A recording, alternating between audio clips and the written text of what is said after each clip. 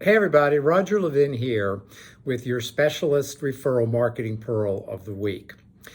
The topic this week is procrastination. Now you may wonder what that has to do with marketing, but I thought I would veer off a little bit, and instead of just throwing a bunch of strategies out there, which I promised to do in other videos, that we would talk for a few minutes about putting off your marketing.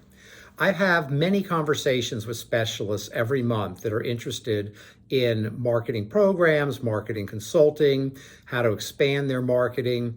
They talk about their inconsistency or what they haven't done in certain areas, or they haven't been in touch enough with their referring doctors, or they have new competition. They've got down all the reasons that they need marketing. But over here, there's another scorecard. They're not getting started. And this scorecard I call the excuses. And I don't mean that critically in any way at all, but they really are excuses. Well, I'm putting in new software. Well, I've got to hire a new front desk person. Well, I need a marketing coordinator. And the wells keep going and going and going. And in their mind, I know they believe once they get through that one thing or two things or even three things, they're going to jump into that marketing program, except it doesn't seem to happen. And whether we call it procrastination or we have excuses, we've made up in our minds that you can't seem to do more than one thing, big thing at a time. But it's not true. Successful people do lots of big things at the same time, and they get help. And the help in your case, no, I'm not going to sell you a consulting program. The help in your case is your professional relations coordinator.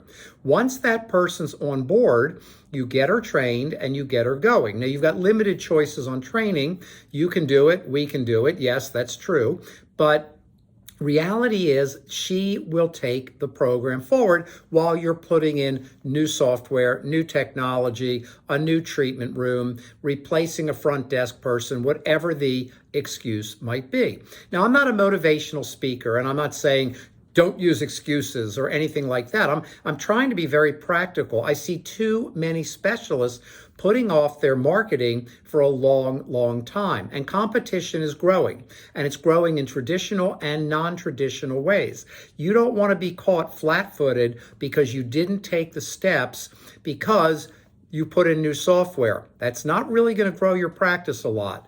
You are replacing a front desk person. You need to do that, but it's not going to grow your practice a lot.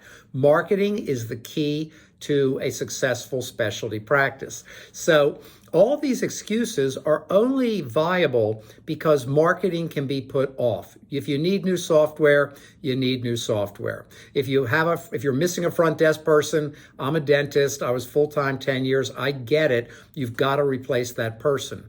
But if you don't get your marketing going simply because you could put it off till Monday or next month or next year or next decade, then you're eventually going to feel the effects, because so many of the things that you have to do, and you do have to do them, don't grow you. They don't protect you.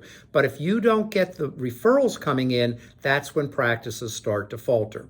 So if you don't have a highly consistent marketing program now, write down a date. When I teach goal setting, I teach that it's not a goal if it isn't written down, doesn't have a deadline, and isn't measurable.